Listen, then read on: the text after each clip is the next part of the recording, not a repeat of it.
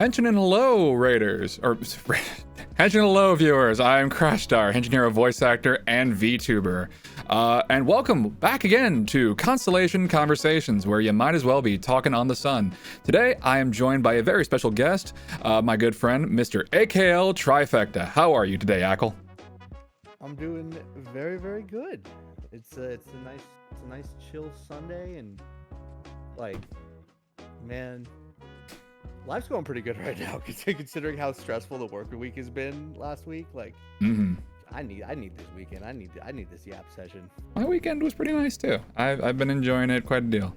Ackle is quiet. All right, that is what we have. That is what we have guests for. Let me go ahead and bump you up, good sir. Yeah. I swear. That's fine. It's probably fine. Okay. If Ackle, I bumped up Ackle, I can bump him up even more. There we go. Yeah. I can also turn the gain up on my end if it helps at all. Perfect. Blue on blue on blue on blue. There's a lot of blue. We really do just have like the perfect color scheme together. Pretty much. I mean, we got some blue, we got some yellow, we got a little bit of everything. A little bit of silver too. Yeah. But Ackle, for Constellation Conversations, I don't know if you saw the one where I had color brews on, but I'm going to be asking you some questions from your experience as either, well, you are a man who wears many hats. I believe you are a drummer, you are a voice actor, you are a game developer, and a casual VTuber VTubing casually. Indeed, got all of them in one. All I right. have many hyperfixations, and Uma Musume is the most recent of them. Yeah. Can't escape Hans Gaming. No, I understand. I understand. Me sliding my cell phone away from the couch so I don't get distracted. All right. Well, we could yap about some Hanses if you want. I'm sure you and a few of my other friends, like say Marcy and Dev, might know a bit more than I do at the moment. I'm just more of a casual Hans observer at the moment, but we'll get into that. Anyway, I have questions about you. Good sir. Yeah. So absolutely. Let us go ahead and let's see. Where did I put that thing? All right. So whoop. And the first question, Ackle, is, if I can get it up here. Okay, here we go. The first question is it's a trick question because I kind of already know the answer to this one, but it's good to give context for how I have met my guests. So, how we met. I believe, technically speaking, we met via the Ace Attorney stream, kind of ever so slightly, but we really started talking whenever you popped in for Colors Okami streams. Yeah. I think that was the main thing, because there was the Ace Attorney live dub that Sean had, and whatnot, and we met through that because you were the role of the judge on that one, which, god damn, I actually listened back to that one. I'm like, god, it's such a different interpretation. I'm just like, man, I wonder if I should have gone with that. Like, it's so fucking, you do such a like good, mature, older voice. I always feel like I'm try-harding for mine. The fact that you said it's a good, mature, older voice when I was literally just kind of doing a Homer Simpson kind of voice, dude. But it works. It works so good with the character design, though. He's a silly little judge who probably shouldn't have his job, honestly. You know, that is pretty accurate. That man has been that man is kind of a menace as in the courtroom. Yeah. But yeah, no, I do feel like we properly like gained a full rapport when we were just hanging out in Colors Okami stream, just futzing around and enjoying a really good game. I still remember we were in the Owina tribe village, and we were talking about that, and I said some random out-of-pocket line about you breastfeeding a coyote back to health, and somehow you still decided to bring me on for your live dub, which I feel like that's obviously I didn't scare you off. So look, if I feel like that's part of the vibe check, honestly. If you can be unhinged and I don't feel uncomfortable, if I am able to properly match freak, that is like the best sign, because like more often than not, if like somebody acts like really forward or something like that, I will generally be like, oh yeah, just like, smile and nod and kind of just, let them do their thing. But if it's somebody that I click with, it's like, nah, man, you started this, I'm finishing it. I don't know what that means in that context, and it terrifies me and intrigues me simultaneously. Oh, hang on. All right, there we go. All right. Now, with that one off the table, let's move on to the next question, which is, how long have you been doing game development, drumming, streaming, voice acting? I know I am shooting you from all angles, but this is kind of to give a gist of like, again, you are a man who wears many hats for someone who does not have a hat on their model at the moment. So it's really just, I'm kind of curious as to kind of how long you've been doing this, how long you've been working on your craft. Let's see here. I guess I'll just go down the list then. Yeah, go for game development, that one I feel has definitely been the most volatile because it's been very, very on and off. Mm-hmm. I technically got interested in it when I first downloaded a very legal copy of RPG Maker 2000 back in the early 2000s when I was in high school. But like after that interest just plateaued for over a decade until like, I got middle of college, and then that finally started sparking back up and actually started to really make headway only in like the last half a decade, where I finally got an actual project like fully designed and off the ground. And like I'm still at the moment, the game dev work is definitely very much on hiatus, or on another hiatus. Simply because of the fact that I don't know if you have this sort of thing when you have like a creative endeavor or something that you do, but I like to call it like finish line paralysis. Yeah. Where you're so close to the end, you're so close to being done, and you don't know what you're going to do after it's finished. So you just let it sit, because if you never finish it, then you don't ever have to worry about what comes after. You always have something to do. So that's kind of where I'm at. Like I'm almost like I am literally in like the final scenes before the final boss in the first draft of this RPG, and I'm like, if I never finish it, I'll always have something to do and to just like turn back to if I have nothing else to do. Not realizing that it's the first draft and there's going to be edits and there's going to be adjustments and I mean, hey, that's at the very least you're making headway as opposed to just straight up never starting, which is an intimidating thing for getting into any kind of craft work, or tweaking is always a thing. Yeah, that's the thing I've been noticing a lot, that I've seen a lot, that I agree with. It's like you can start anytime, you can always make it better later. Yeah. It literally is like that small like creative meme going around of like, just make it first, you could make it good later. Yeah, absolutely. So absolutely. But yeah, so my game development's kind of been like, I would say in the more serious aspect of this most recent project that I've been doing, that's been going on and off for about 6-7 years. Very much on the off side, but 7 years in general. Drumming is a little bit longer. I want to say about 8 or 9 years, although I've literally only just started getting a proper training into drumming technique. Like I literally had my first lesson yesterday. Oh damn. And I've learned that I do not hold the sticks well, and I am not good with like any finger strength. So the fact that I've managed to just do drumming as a hobby for 8 years or so is kind of cool. And like it does feel like I'm relearning everything from square one, but I also know that it has to be done in order to make things easier on me in the end. But until those lessons click, I can keep on drumming just as a hobby and just to practice. Yeah, so absolutely. I kind of have a similar thing with guitar whenever I was doing that. So now I'm just kind of freelancing on trying to practice on that. I didn't realize you played guitar. Holy shit, let's go.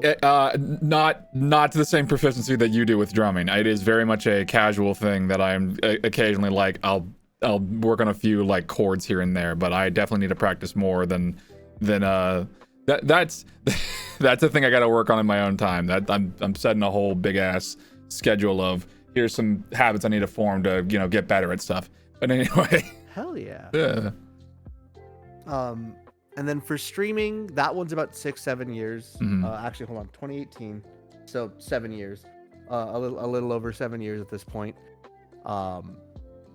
That's definitely been probably one of my funnest rides, and definitely my biggest hyperfixation. Oh yeah, by far, in all of these, because it's the only one that I have managed to do with extreme consistency.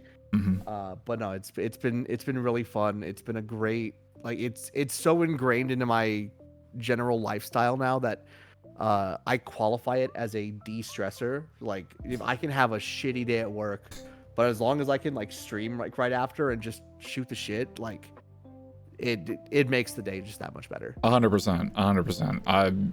And it's I have that same kind of thing going on for me. Mine is I'm super stoked because hey, I get to talk with chat, I get to play cool games, and then also on occasions whenever we do the casual live dubs, I get to hang out with my buds, which that'd be fucking hilarious. You noticed with the Wild Arms stream. Oh my god, bro! The fucking George Lucas bit was fucking sending me.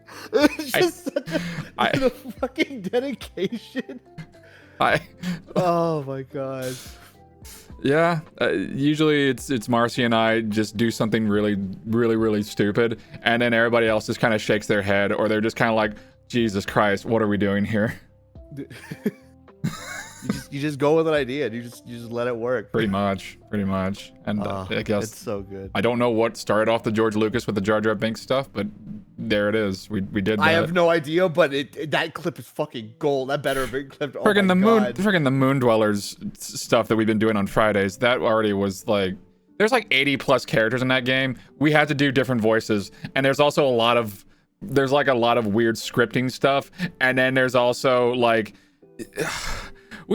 there's a lot. It's basically another visual novel. It is a long ass visual novel with some occasional like Super Robot Wars stuff. You gotta vary it up sometimes, and there's glossary terms like Sumi says, like, which we've made into a running joke, like, as you know, because it's pulls out the giant tome. Pretty much.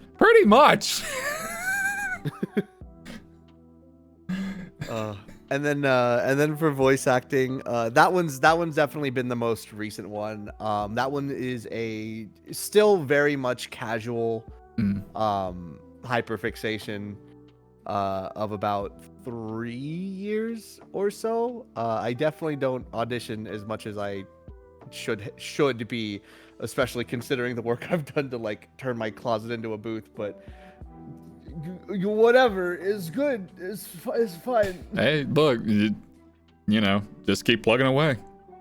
Just gotta when I get the chance. Like I am always proud of, like, I don't know.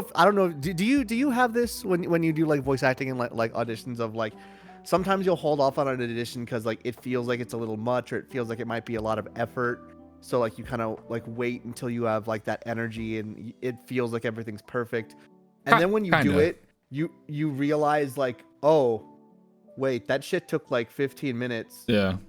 What the fuck was I waiting for? Kind of. It's like, on one hand, it's like when I do, like if I see a deep voice character, like, okay, like if I'm recording something and I was saying like, hey, I need you to do like 50,000 screens. I'm like, okay, I'm going to separate this into different days because this is going to kill me. I've literally sweat to death in my booth. And I have a fan in there too. It's not great. Oh my god, I so relate to that. So I was doing an audition for I was setting in an audition like a week ago, and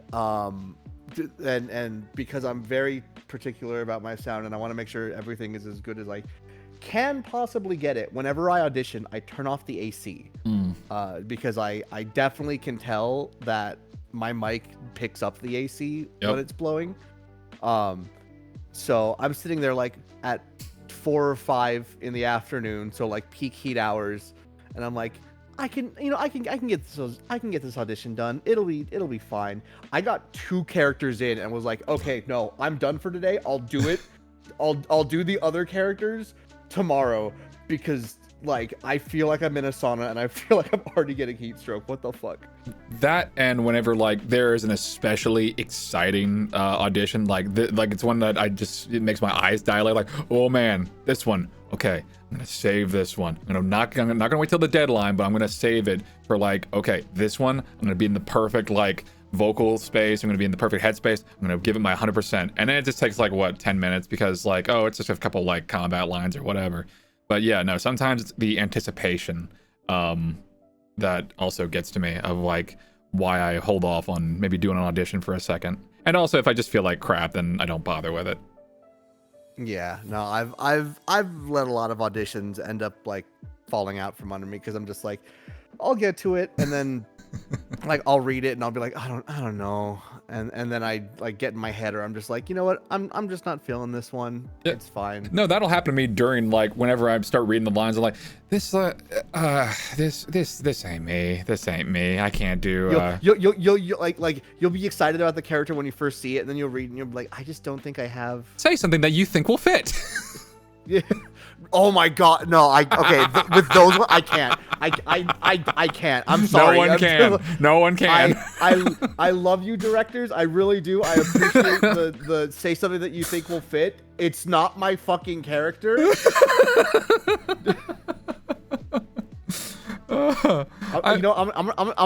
just gonna start being. You know what? I'm gonna start pushing. I'm gonna start pushing a fucking agenda. And like anytime anytime a director's like. Ah, yes, I like men and women. I'm bisexual, canonically. Wow, they're bisexual. I didn't know that. and just make that happen. And eventually, they're like, you know what? We weren't gonna write him as bisexual, but you know what? The director's like, wait a minute, say that again. That's perfect. Canonically having God damn it, Dev. I guess we. And in one fell swoop, the project went from teen to rated M. That's what we do.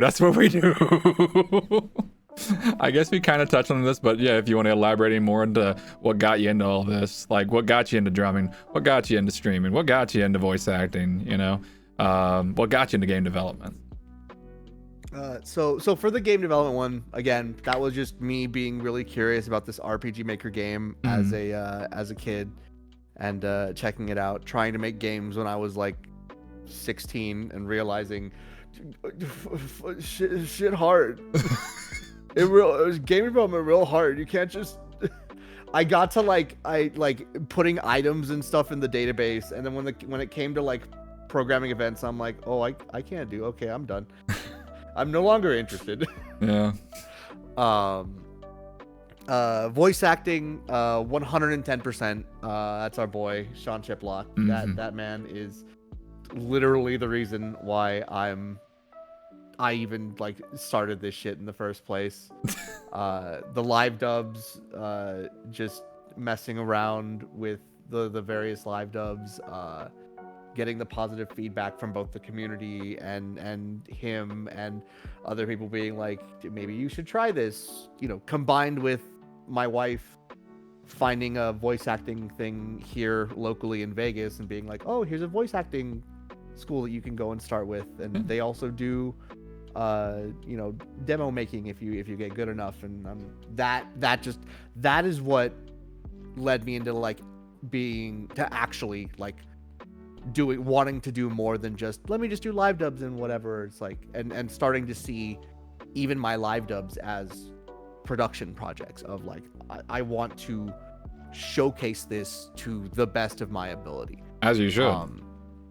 Yeah, they're top tier. Really nice. It's I do very much appreciate that. God, it's always a lot of work, but man, it is always so much fun. It shows. It shows how much work you put into these things. It is ridiculous. It's gonna be worth it when the when these next two projects come in. It's gonna be a good time. For drumming, that one's a fun one. I love the drumming one because I used to play a lot of rhythm games because we had a couple of small like game centers, quote unquote. They had a lot of Japanese like rhythm games and stuff that were imported, and I lived there because it was just so cool, and I'm a big weeb, and I love like 2DX and Drum Mania and Guitar Freaks and stuff like that, and just getting to do all those. And one day a friend of mine from college was that I had known since high school was like, hey, I see you a lot on that drum. I see you a lot on that like the drumming game and stuff, and you seem pretty heckin' good, you know. Hey, me and a couple of friends that you know and that I have this anime cover band, and we were gonna play at this talent show in college in like a few months, but our drummer is getting shipped off to the Navy. You want to be our drummer? And I'm like,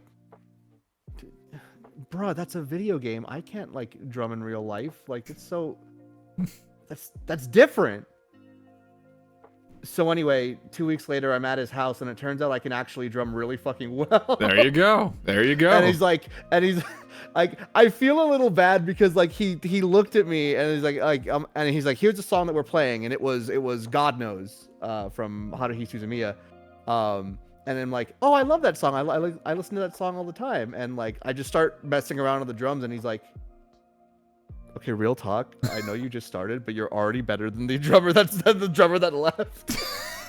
And I'm like, oh. There you go. Well, that's good. Regular Freddie Mercury, he's just getting absorbed into the band.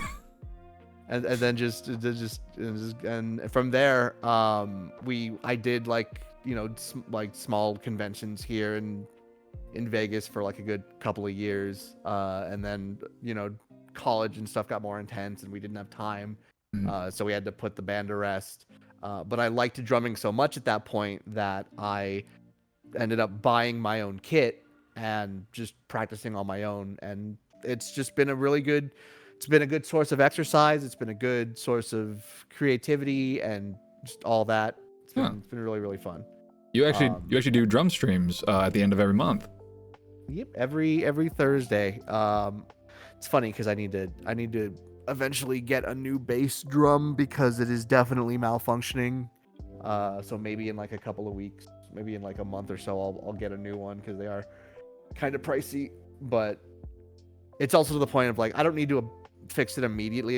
It's a little annoying, but not too crazy. But no, it's very fun. And I'm glad that I can incorporate that hobby as like a almost unique little thing of like, it's not much, but you know, at the end of every month we do a drum stream. Subscribers can request songs, and it's just like a little party at the end of the month, and it's a good time. Yeah, it's a good heckin' time.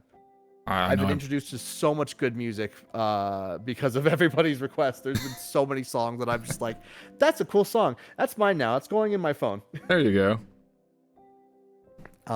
And then for streaming, this one was literally like the simplest answer for me, I think. It's because a friend of mine really wanted to see my reaction to Nier Automata because I'd never played it before. And so I'm like, okay, you seem really insistent on getting my reaction for this game. So fine, I'll stream it and I'll have it recorded so I can look back at it.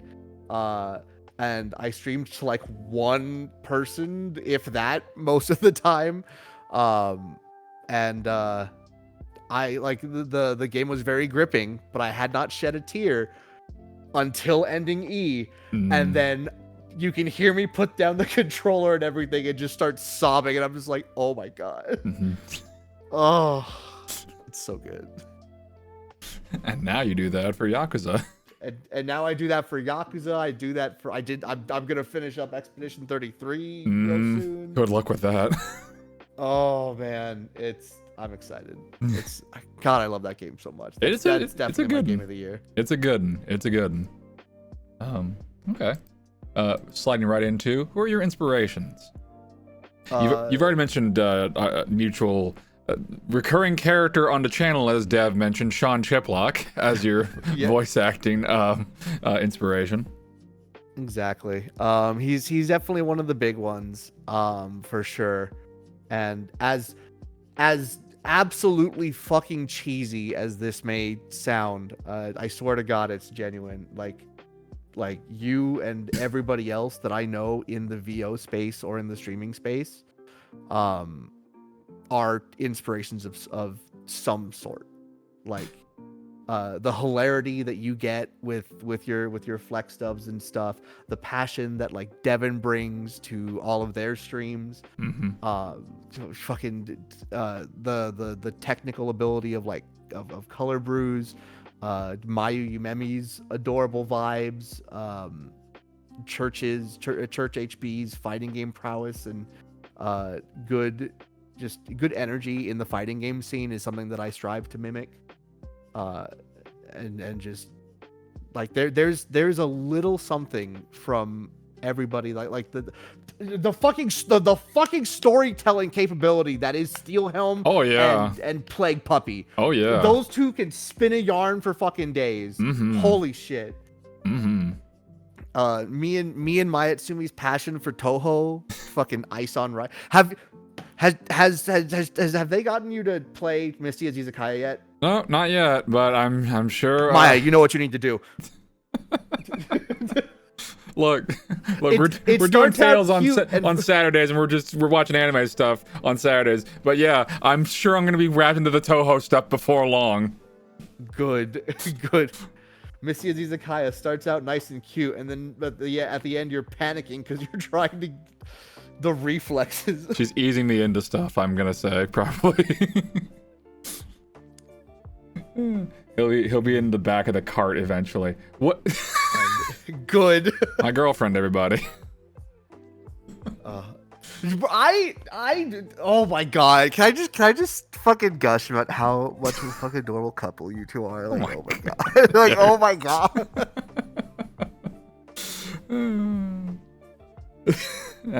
Yep. That there goes Sumi, just freaking out. Is so good.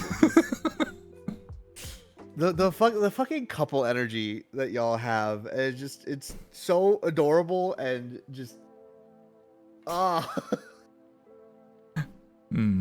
love her. Oh! What? Go kiss your wife. God, she's busy quilting. I have the house to myself. I can risky business this shit today. Oh, okay. Living dangerously, I see, good sir. I just love the energy in that fucking go kiss your wife.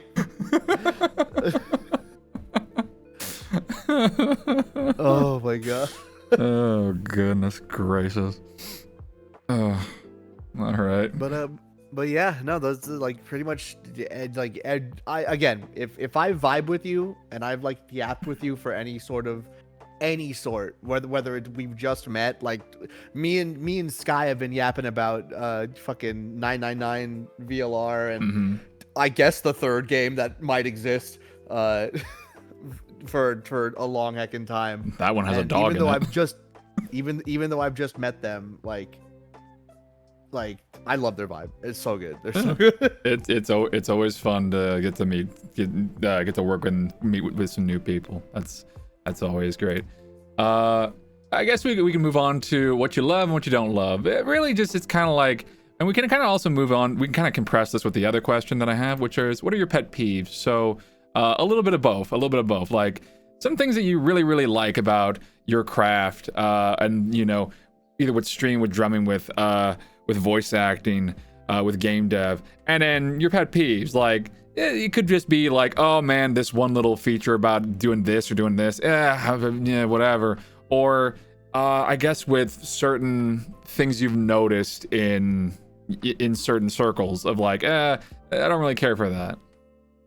No, I completely get you. Like, in terms of stuff that I love about pretty much all of my hyperfixations is the sense of community that it brings.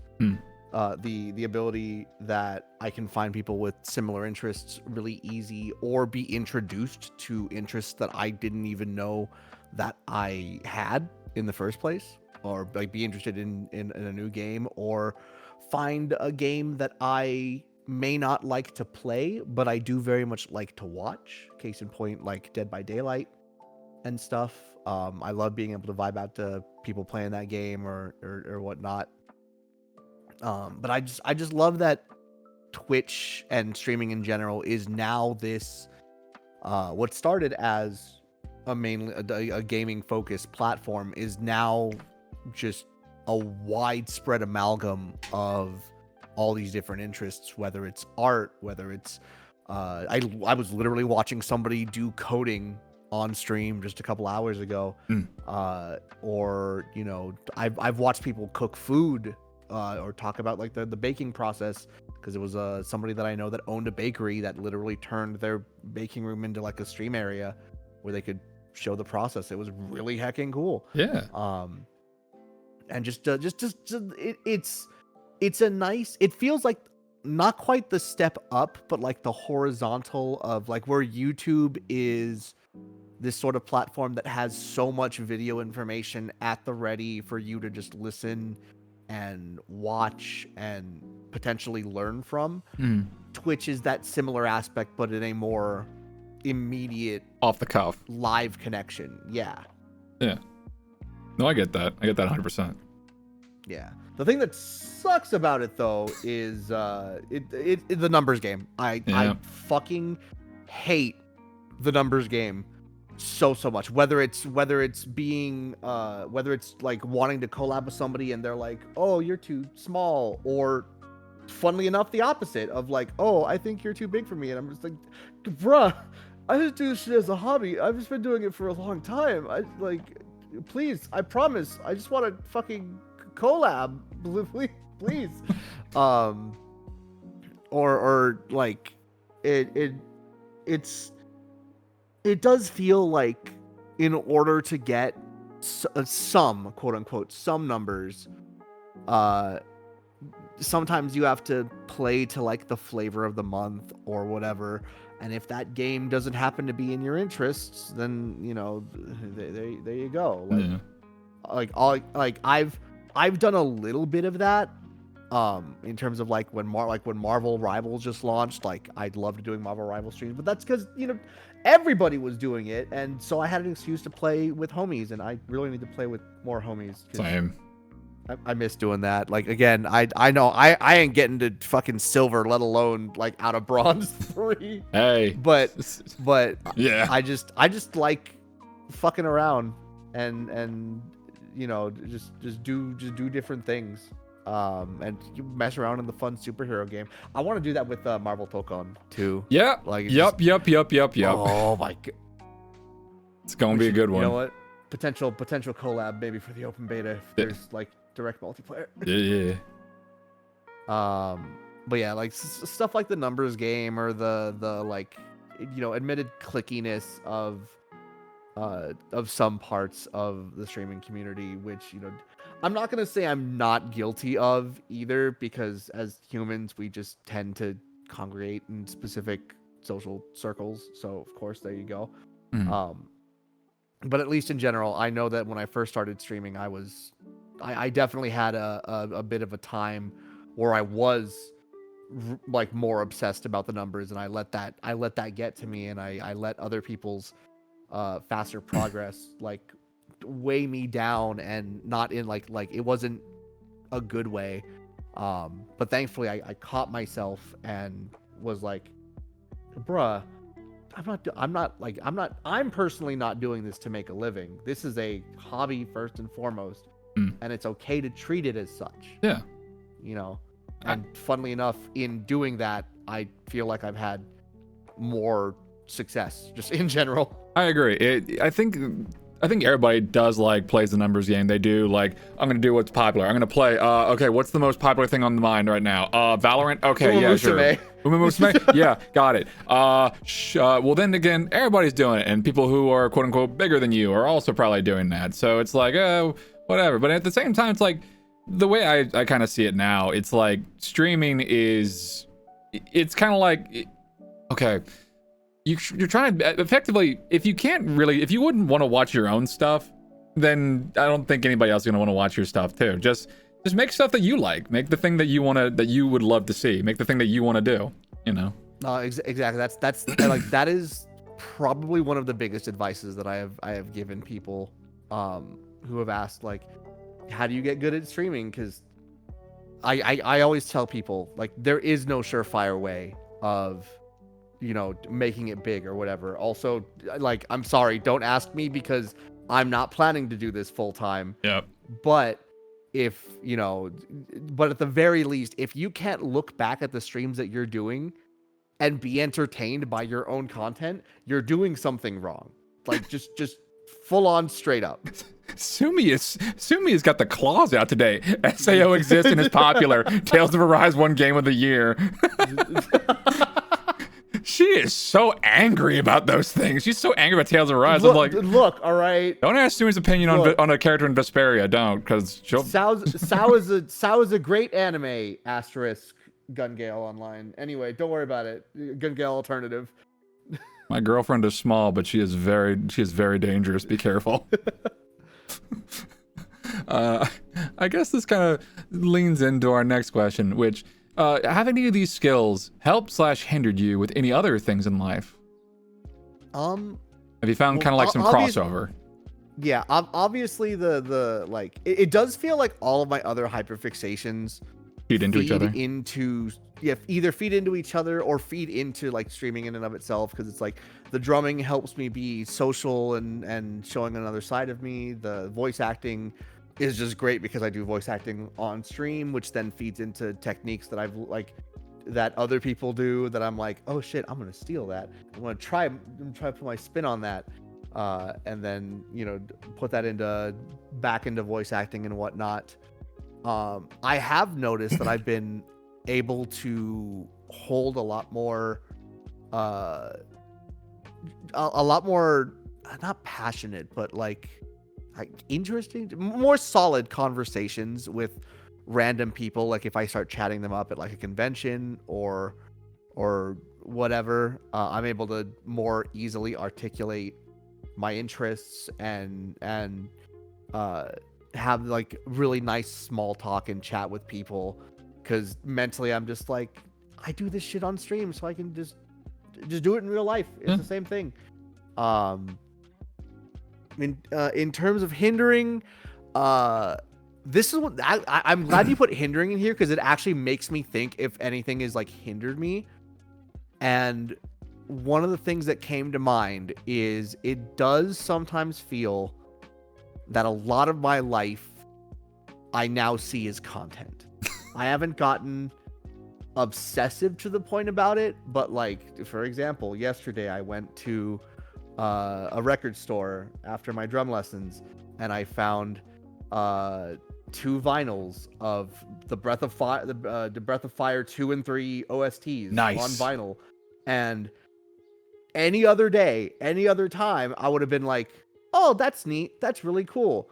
But instead I'm like, oh shit, this is so cool, I'm gonna take a picture, post it online. And then like people were replying, and I'm like, oh shit, well now damn it, now I really want to buy this. Oh, you know what? Fuck it. There you go. And it's like, it's cool. I got vinyls out of it, and they sound fucking great. Yeah. But like, I find myself in that situation a lot of times of, I'll be like just doing a day, having a good thing.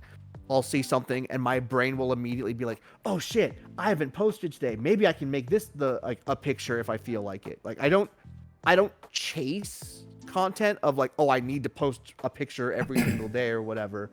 But even so, just that little brainworm of like your first thought being like, oh, this will look great on Twitter, Blue Sky, Discord, or whatever. Yeah. I kind of had it's a very dangerous trap that I try and make sure to not like fall into. I kind of had a similar thing. This is more with streaming of like, oh man, I got this cool new video game. I should stream this, but I kind of want to play it on my own time. It's like, no, I should know. This is a stream game. I had that with Astrobot. I had that with Astrobot. I was like, oh man, I finished up so many stages for Astrobot. I kind of want to play more of it, but I gotta save for stream so it's more realistic. Fuck it, I'm doing the stream tomorrow. Double Astrobot stream. Fuck it. I do that so fucking. Expedition 33 was supposed to be that. Like, actually, that was supposed to be a like, no, Ackle, you're playing this one for yourself. It'll be fine. Yup, that's what I did. Up another game, and I'm like, oh wait, I can make it Tuesday. Oh, but I can call it Très bien Tuesday. Oh, it works. The alliteration will fuck you. That's how it gets you. Like, thankfully, I do play a lot of the games that I do stream off stream. Like, I do like, you know, my Marvel Rivals dailies, or I do, you know, Grand Blue Practice, or, you know, the best one, Monster Hunter. I'm very normal about that game. Oh dear God. Well, those have non-story stuff that you can mess around with and you can like get away with it. With a game like Expedition 33, it's either the story or you just go around the same 5 areas just grinding and like, okay, I gotta hit this, yeah, whatever. And like that's actually what ended up happening is because I'm almost done with it. Next week, this next Tuesday should be the finale. But I pretty much, in an effort to get some sort of time to just literally fuck around and fucking destroy this game, I'm like, all right, any like immediate story dungeon, I'm gonna try and just do off stream just to clear it out, get the little bonus or whatever. I'm gonna do grinding off stream. It's fine, and like, I like that that's a middle ground, but I will admit, I don't remember the last time that I've played a game strictly off stream and not streamed it. I've been doing that with Kunitsugami. I've been doing the side missions that I missed during stream. I was like, oh man, I get to play some of this off stream. Yay, this is fun. I want to get more units. I want to get more cool stuff. Damn it. Whatever. But I can't do that because it's forward progress, so you gotta save that for stream. I gotta make my reaction look realistic, even though I wear a helmet 90% of the time, so it's all vocal. I do love that about your model though. Like legitimately. I have a face. It does feel though that because your model is usually masked, that you put so much effort into portraying your emotions. Like that's how we come up with that's how we get the beautiful fucking bit of wolves are cool. That's just me pointing out some cool banners in Unicorn Overlord, and then color making it more than what it was, and that's how we get that animation. Shut up. Yeah. Next question. What is your strengths of specialty? Is it pissing me off? Yeah.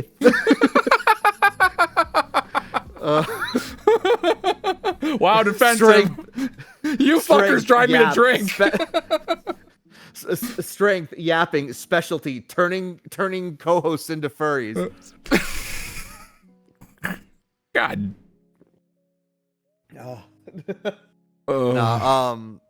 I do legitimately think my ability to yap is definitely one of my biggest strengths. Many people have pointed out I can be in the middle of like doing a combo in Grand Blue, or in the middle of fighting a monster in Monster Hunter, and just telling a story just as I'm just like stunting on like the monster or something. And like I still am like, I don't know how I do it, man. I just tell story, and like I've just played the game so much. I mean, it's just muscle memory. Repetition, it's fine. It's the importance of showing up. As long as you keep at it, then time will magnify your talents. Heard that from a masterclass video. In terms of the specialty one is definitely that's the tougher one for me, because it's like I try to be such a jack of all trades that it doesn't feel like I have a specialty. Just because I would much rather be able to, like, I try and keep myself knowledgeable about even games that I don't play, because the amount of times I've had like somebody come into stream and like they were busy playing like something like Genshin or something, and like I don't play that gacha, but I know enough about it to like, you know, to at least have a conversation and to talk about it and be like, you know, oh, so and so was on the banner, did you win your 50-50? No, nobody does, because it's gacha. Nobody wins. Stop putting Devil May Cry into stuff. You can't have my money anymore. Freaking punishing Grey Raven. What if they put Dante's sword back into Monster Hunter Wilds? That's not gacha. That's just me having to fight every red monster in world. That's not gacha. That's just me having to lock in and kill a bunch of giant monsters. That's different. You know what? Fair. You know what? Fair. I they're mean, gonna do a DMC crossover, and if they put Virgil, I'll go longsword. I'll be like my girlfriend. Fuck it. Oh my god, please. That'd be so good. I know I've seen somebody with like a Virgil cosplay already in Wild. It's pretty peak. It's the Virgil weapon. The longsword is. You know, or they're gonna put a Nero, or they're gonna put a V, or they might bring back Dante. I don't know. We're gonna find out. I swear. I definitely want them to do more collabs though, for sure. I would. The last one was like Street Fighter with Akuma, and then that Akuma one was crazy. Like I love how everybody was like, "Oh, okay, it's Akuma again. All right." And then we played it and we're like, "Wait. You can punch the monsters. This is what we want. I want to punch something in the face." Oh, let's go. I guess the next question is, what do you struggle with? Depression. Okay. I'm sorry. I'm sorry. Was that? I'm sorry. A little too real. A little too on the nose. No. It really says something that was my frame one response. That's fine. Get him off the screen. We went from 1 to 1,001 real quick. But no, fuck. I'm gonna need a clip of that later. I need to just relive that. I don't even think I thought about it. That was just an out the mouth, just immediate response. Christ. What the sad part is, it's not inherently false though. Like, no, I get it. Just in general, like stuff like imposter syndrome and like, am I doing enough? Am I like, do I deserve XYZ, or work being really stressful sometimes. Like I like IRL stuff legitimately has had me pretty down in the dumps, like as of like the past like month or so. It's started to look up. It started to look up in the past like couple of weeks, which is good. There you go. It's great. But yeah, like just that and stresses, gestures generally to society at the moment. It's a really tough time, and it can definitely be very, very overwhelming. This one maybe this one is, I feel like more than the funny depression answer. This one may come as a surprise. And this one is definitely me being maybe a little too real, but fuck it. Because I'm also the kind of guy that will just wear his heart on his sleeve. Anger issues. Funnily enough.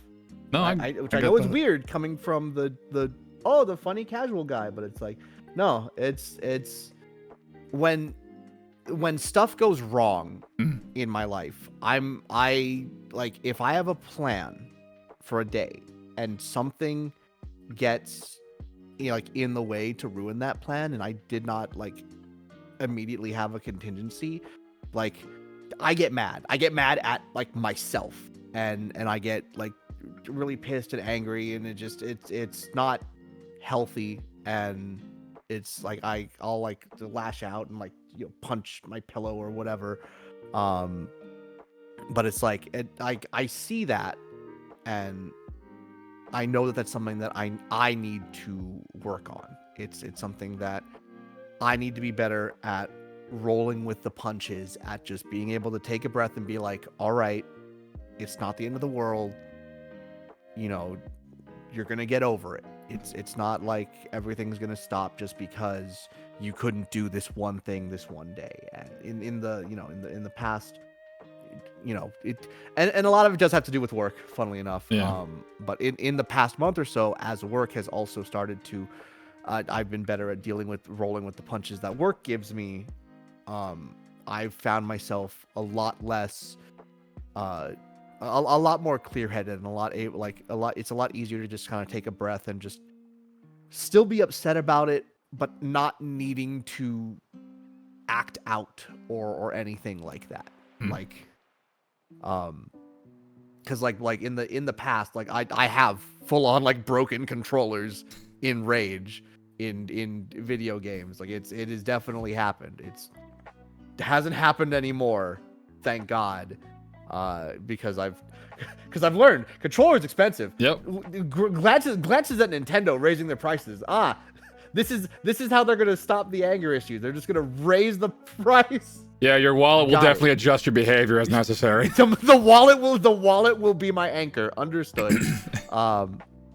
In addition to just, again, realizing that those behaviors are not healthy and they're not good and they don't do anybody any good, and to, you know, that there are better ways to channel those kinds of outbursts.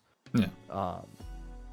And so it's like, yeah, I know, again, I know it's a really big shift from the funny haha. No, it's perfectly fine. I get it 100%. But it is something that I do like to at least acknowledge and showcase, just to be like, hey, I'm a very happy-go-lucky kind of person on stream, but I'm still human. We all have flaws. We all have our issues. Totally.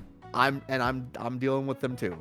I quote unquote get like angry or kind of like huffy and puffy like during streams for like as a bit, but yeah, no, when it comes to like tech issues, or when like I feel something should be working one way or another, like should be working one way and it doesn't, and I just can't seem to get it right because I feel that's a failure on my part, or it's something that's trying to actively hinder me, that rises my blood pressure. I 100% get that. It's perfectly understandable. Shifting into the next bit, so on kind of the opposite end of the emotional spectrum, how do you deal with burnout? So I'm sure, like, because it's a pretty good video game. I haven't played it in a while. I haven't played that either in a while. I freaking miss those games. That Need for Speed, like the old ass ones on PS2. Burnout Revenge. Oh man, God, I got so much playtime on that. Shit was awesome, but like for me, with Burnout, like I've been introducing intermission streams to my streaming schedule. So like I've been doing the Mega Man series for since I had my 2D like PNG tuber model, and now like with the Battle Network series, because it feels like I'm kind of doing the same game but with like a few extra bells and whistles. It's like I'm just doing this. I want to try to add something new. That's kind of like why I threw in Kunitsugami. That's why I threw in Moon in between Yakuza games. This is kind of why I threw in Soul, the Gundog, in between like Project Crosszone streams, because those are motherfucking long. I'm curious if you have similar, and it's not just with video games, obviously. It's obviously with voice acting. Burnout can happen for me because of like, oh, I just didn't get cast or anything, and I keep getting rejection emails or whatever. I'm curious if that happens with any of with anything that you try to pursue. Absolutely, and pretty much for the exact same reasons that you've mentioned. Part of the reason why I have done a little bit of a hiatus is like you get really excited about like certain projects that come out, and you're like, oh man, I'm gonna give like 110% for this audition because I really like it, and then you don't end up getting the part, and then it's like, oh fuck, maybe I'm not good. I've gotten better with bouncing back because it was really bad when I first started VO, but now it's like, I didn't get it. Okay, I'm so excited for the project though. So yeah, I'm still like, I let that hype carry me. But even so, you know, even just tossing like a good like 10 or so auditions out there in the span of like a couple of weeks, and then like not hearing back from any of them after like 2 months, and then you realize that you didn't get anything, and it's like, yeah, it's really discouraging, and it's definitely a big like up and down for me, at least, of it's not even just the rejection emails that give me a little bit of burnout sometimes with VO. It's specifically like just the effort of doing a bunch of auditions. Yeah. So like I said, if I did like a good like 5 to 10 auditions in the span of like 2 weeks, I'll put those out and be like, oh man, that was a lot of work. I think I'm good on auditioning for like a good couple of weeks now, and of course then that that just tanks the whole, like, then you miss out on a bunch more auditions because you're busy because you're like, you don't need to rest that long. But it's like mentally I'm like, I put in all these, I can wait till they come back. Sending and forgetting only covers so much. And yeah, like Dev's saying, I wish I got your rejection emails. Sometimes it's like, it's also pretty discouraging. Like, okay, I forgot about that. And then you see like, hey, we're announcing the cast for this thing you auditioned for like 3 weeks back. Oh, it's not you. Anyway. Yeah. Yeah, no, that can be, yeah, that can definitely do a number on the old psyche if you're especially excited for a project. Yeah, for sure. It's why I try and keep that it's like when people ask like, oh, what would be your dream project to voice in, and like for me it'd be like, oh, it'd be cool to be in like a Yakuza game because I really love Yakuza, or like Monster Hunter. But I'm also not going to like stake my entire worth as a VO on that, because like those projects are gonna be big. It's gonna be a lot. It's gonna be tough to even like sniff the audition roster on that. Yep. Speaking of which, what is your dream project? I had that popped up. You just said it. I was like, okay, we'll skip that question, come back to it. But yeah. Damn, I'm good. Mm-hmm. I can't. How come? Okay, so you know this because you've also seen my stream. I apparently have this ability to just read shit. I just do a funny bit of like, oh, it'd be funny if this happens, and then the thing happens. Mm-hmm. I didn't realize that it also counts for when I'm a guest on somebody's podcast. Go figure. Oh man. But Yakuza, yeah. Monster Hunter, I don't even, in terms of like anime or whatever, I really don't know. So like honestly, like any fun indie game, if they ever did like an official like coffee talk or like that would be rad dub pack, like that'd be really cool to like try to go to. I know that one of my dreams was to voice in a visual novel done by the company that got me interested in VNs again, Pixel Fade. But unfortunately, they pretty much said that they're done after their latest release. So it's like, that sucks, but it's fine. It's it's still a dream to have. Yeah. And maybe it'll shift to a different VN company in the future. But yeah, no.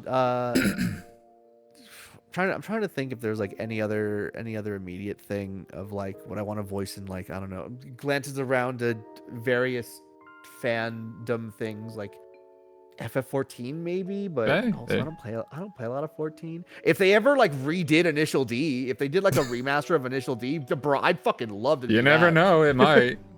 There's stuff that's like not been localized in the West that we might be seeing stuff like. I was playing Tales of Rebirth. Boy, I hope I get to see an audition if they ever decide to remaster that in English. That'd be pretty neato. Mm-hmm. Yeah. Oh my god, could you imagine them doing like a, oh my god, just because again it's recently on the mind because of your streams, but if they did like a Trials of Mana style remaster for like Wild Arms. With VO. Oh, well, I mean, they have the spiritual successor to Wild Arms. Hang on, what is it called? Give me a minute. Wild Arms. I don't remember. I know, because it was the let's see, Armed Fantasia, which is basically Wild Arms, but it's done by the same team. They were also doing one for Shadowheart, a spiritual successor to that one. which I think is called Penny, Oh. which I think is called like Penny Blood or something like that. But Interesting. I did not know about that. yeah. Well, I mean, I don't know how far that Kickstarter has gone out, has been going on. Neo Fantasia, no, that is a different thing to me. That Arm Come to me, Fantasia. Fantasia. Shadow Hearts, yeah. This is one that I've kind of like been trying to hustle on this one a little bit. I just gotta actually make the effort to get into it. But what would you like to learn / improve on? Getting good units in Uma Musume. Yeah. But also, but in a real sense, Get better at betting on the ponies. In a real sense, I think I would love to learn to improve in terms of like technical stuff on the VTubing side. I know I've had a couple of friends ask like, "Oh, would you ever be interested in doing a live 2D like model and whatnot?" And I've every time I've made it very clear, and thankfully like people have started to like accept the answer of I'm absolutely fine being a PNG tuber. If the opportunity ever arose where I could have a live 2D tuber and I could use it in certain aspects, because I know that like collabing with certain people are a lot easier when you have a live 2D model, because of, you know, because they can use like VBridger and stuff like that to group everybody together, and like in that aspect I understand it. I would love to be able to learn that in the future, just to have another skill under my belt.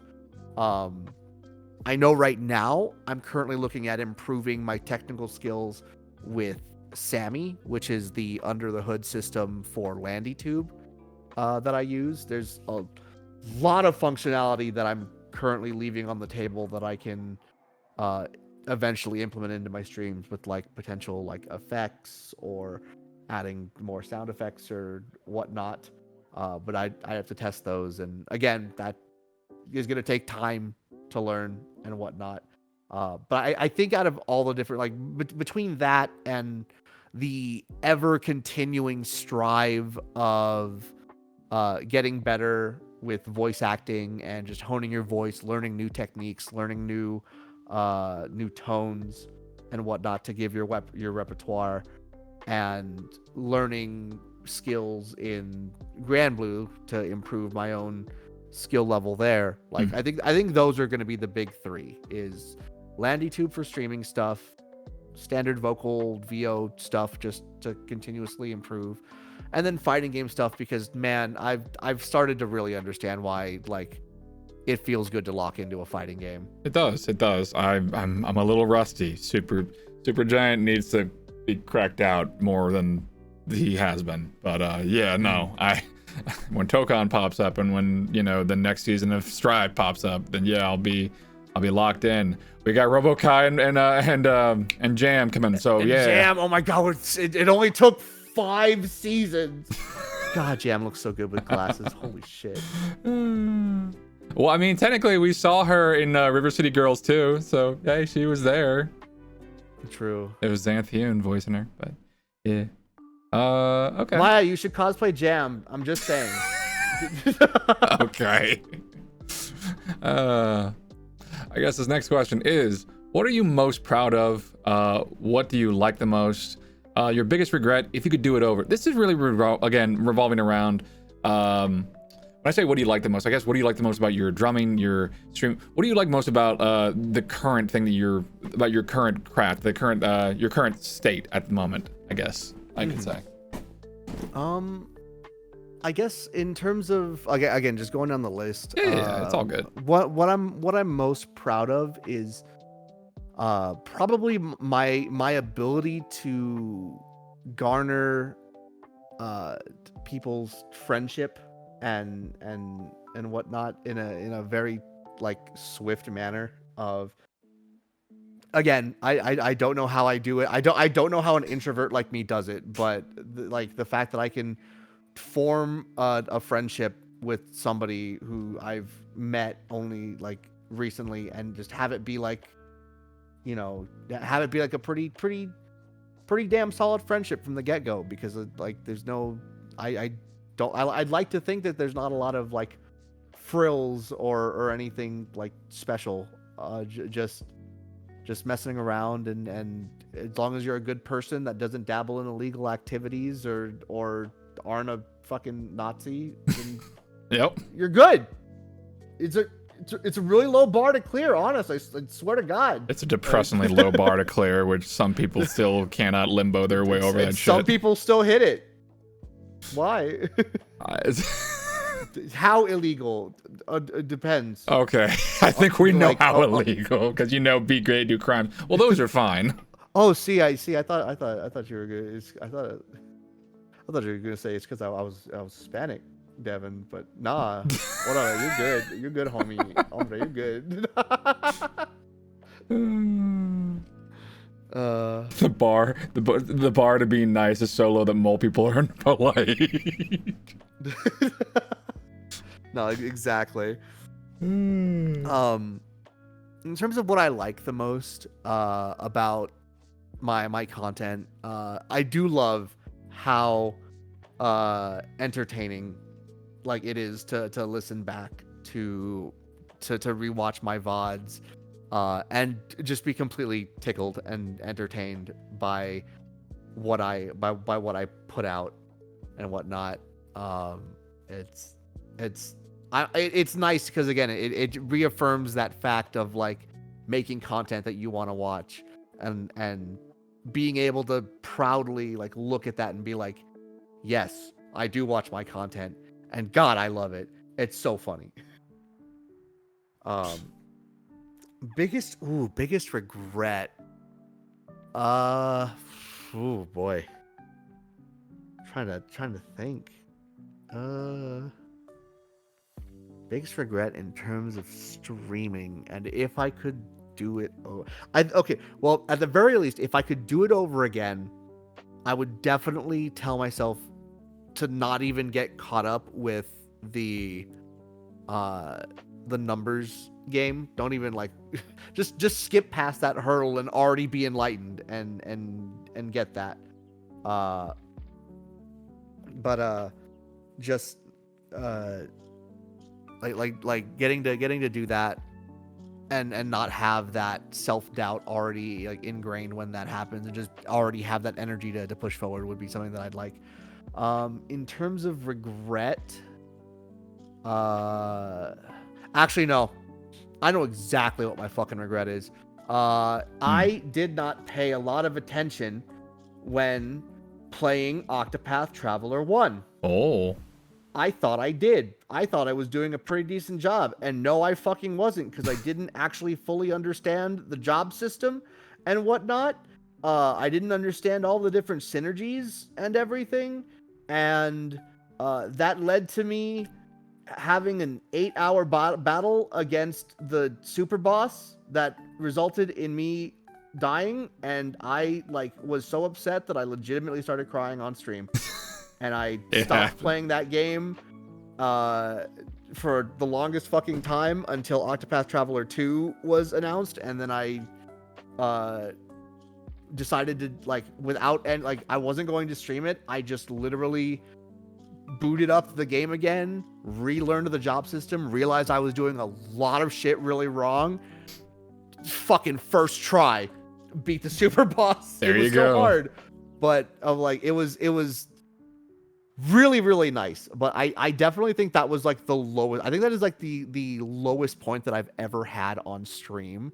Because I've cried on stream plenty of times, but that is definitely like the one time I have cried on stream for an absolute reason that I feel I did not have any reason to cry about.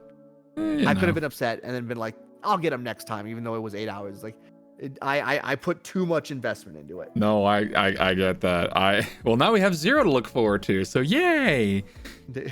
Oh my god, I want to play it. It looks so good.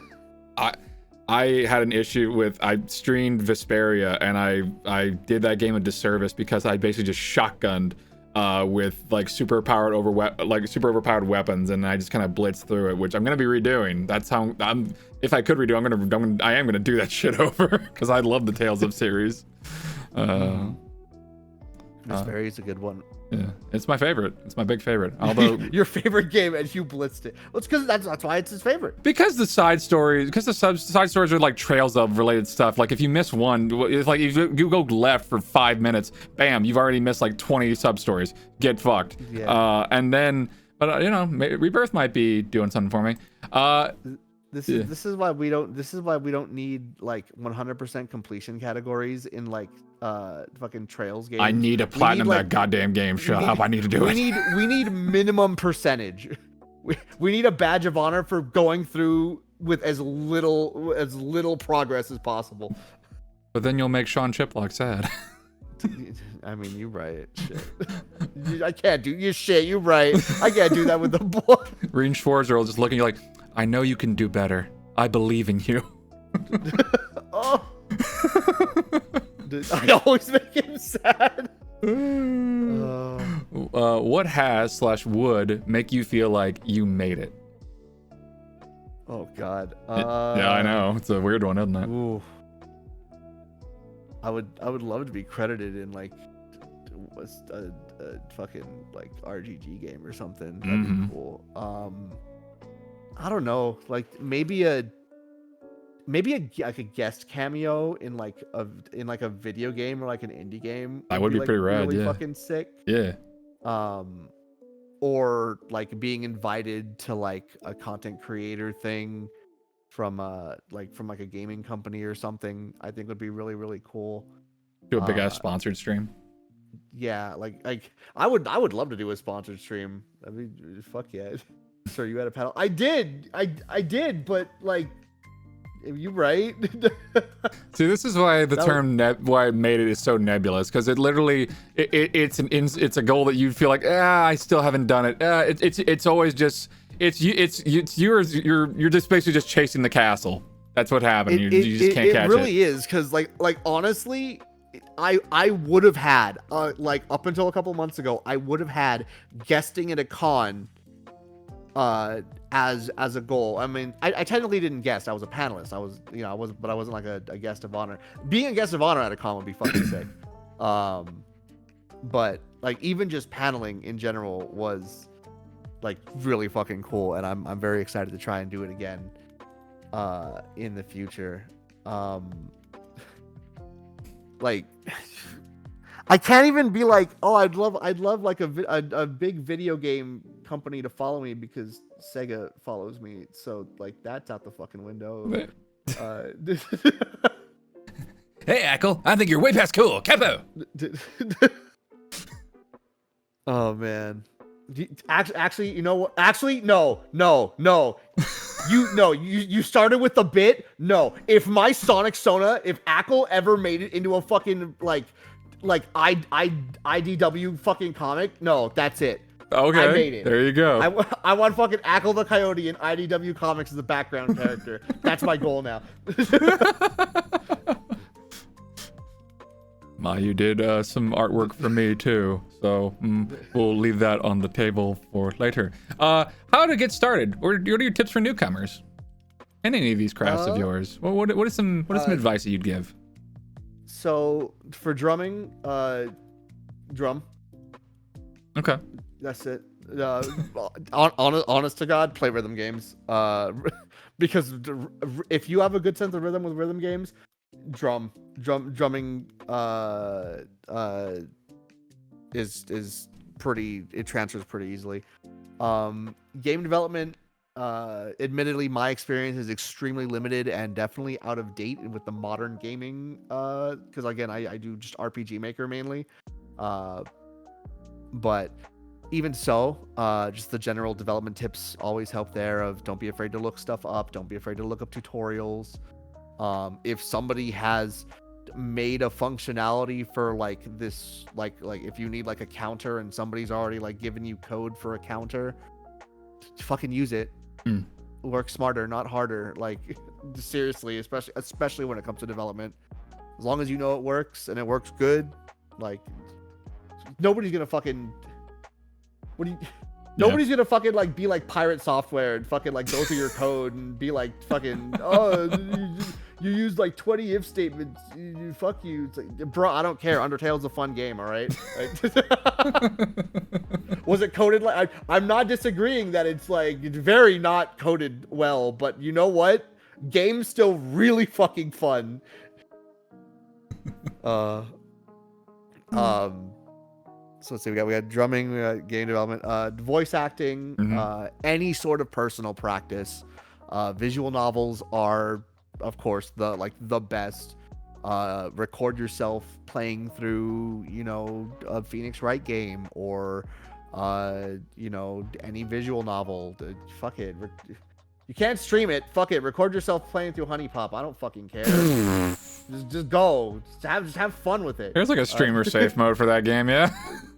No, there is straight up bad. Did not know that. Wasn't gonna stream it either way, but good to know.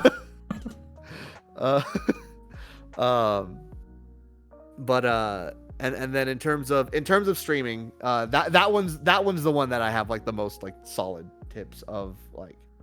The biggest tip that I will say, if you want to try and get a solid community and it's going to take a long time. It is like unless you get really lucky with either who you know or assistance in getting started and whatnot, and getting a foundation. But if you're starting like how I was, where you didn't know anybody in the streaming community and you just did this shit on a whim and you just fucking went for it, the biggest thing that I would say is be consistent. Have that schedule. I have been doing a Monday, Tuesday, Thursday schedule literally since I started fucking streaming. It has been that consistent. The only thing that has changed is that I used to start at 6:30 and now I start at 7 to give my wife more time for us to have dinner together so we're not rushing from work.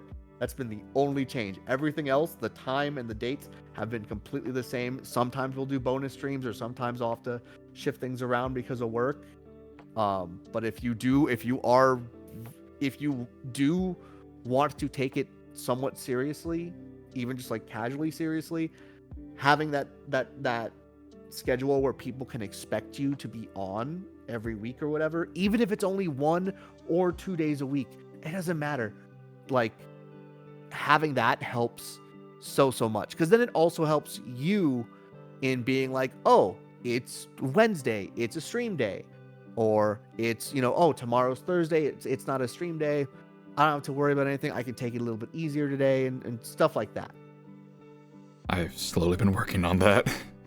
I actually put up my schedule. So fucking proud of you. I actually put up my schedule calendar on my Twitch channel, so it's fine. Let's heckin' go.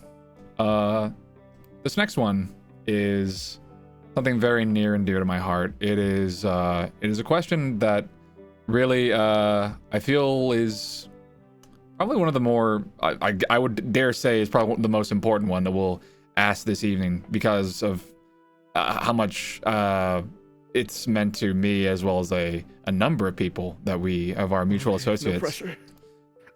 What got you into live dubs? Your experience? What's your criteria?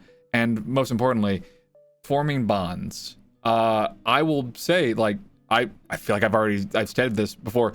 The way we met was via a live dub. The way I met Color and Steel and I met Red was in the Ace Attorney live dub. That's also how I met Deshawn.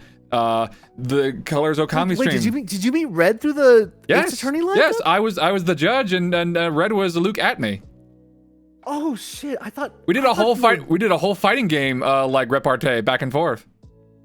Holy shit! Real talk. I thought you were dubbing together since like the Fate Go days. I've never been on one of Red's streams. I was not in the Fate stuff. We needed. Yo, you want to learn about Fate? Oh God, I don't think I have a I don't have a PhD, dude. You don't need a PhD. I went in at the end of the America arc. All I learned was that Thomas Edison was a furry lion. Yep, I saw that. That's all I needed to know. The Okami stream is how I met.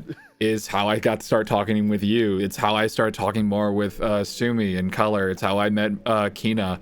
Your streams for Coffee Talk and with Tavern Talk. That's how I met Dev. That's how I met Marcy. That's how I met Plague. That's how I met Fate. That's how I met all the wonderful people that I cherish and treasure in my life. It's It is fucking canon event. It is, yeah, pretty much. It was super important. This was super important for me to be able to meet all these people that I consider my very close people that I love and care for. Oh, Kami is how I started dating Sumi. That was the kicker. That's how it started. We didn't start dating right then and there, but that happened later down the line. And wolves are cool. God damn it, you're right. The allegations. Fuck. Let's go, me and Color. I know we met in Ace Attorney, Maya, but that's when we started talking more in Okami. That's when we actually started talking. But yeah. Sorry, I'd have to go back to that animation really quick because I don't know where it is anymore. I think they deleted it. What, the wolves are cool animation? Yeah. It's on my YouTube channel. It's on my VTuber channel. It's on your. Okay, good. Yeah, it's there. Good. I didn't get rid of that. After stream, I'm going to go watch it because I need that in me now. It's there. It's there. It's on the VTuber channel, one of my 4 YouTube channels. It's fine. Go ahead. Go watch it again. The animators are very talented. Criminy good Justma. stuff. But yeah, in terms of so again, going down the question list, again, Sean's live dubs are what got me into live dubs. I didn't realize what they were in the beginning, but as they slowly started to get more like structure behind them, and seeing like what can be done, with the right amount of effort and everything, I'm like, okay, no, this is really nice. The organizational obsessive person in me really likes being able to put in this work and getting to see the final product, and it's really fucking good. I just kind of wanted to carry that over into my own thing, and thankfully, right as I was thinking that, Coffee Talk came out, and I'm like, I got it. I have an idea. So no, it was a great excuse to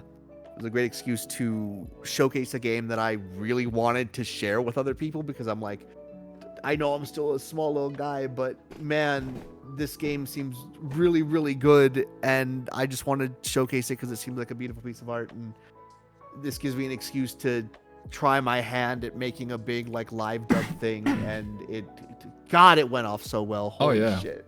Like I said, top tier casting, top tier performances. It was you're freaking locked in on some folks, dude. The casting was like, even to this day, I still don't know how I keep managing to fucking lock in on vibes and whatnot. I will admit, casting is probably one of my favorite things. Well, it's one of my favorite things and one of my not favorite things nowadays, specifically because it's great because I get to look at these lists and again, it's like, I'm sorry, I'm not going to do auditions. That's a little too much pressure for me. I'm just going to reach out to people who I think are going to fit and either A, give them a choice, or be like, hey, here's a character I think you'll like. You want to voice them? That's it? Okay, cool. Here's the schedule. Can you make it? But the downside to that specifically nowadays is I know so many amazing fucking voice actors, and it's like one of those, I'm dreading for the full cast list for both Tavern Talk and Coffee Talk Tokyo to come out, because I'm gonna look at these and be like, shit, I know I'm not gonna be able to invite everybody, and as is tradition, I want to invite new people on because it's a great way to introduce new people into the community and to just showcase new amazing vocal talent that I've seen. Like, I hope nobody takes it personal if I can't, fit them in or whatnot. And like, it's been a bit of a fear of mine, but I also know that it's also an aspect of trust, of being like, I trust people to not like get upset. Absolutely. If just the way that it works. Absolutely. But yeah.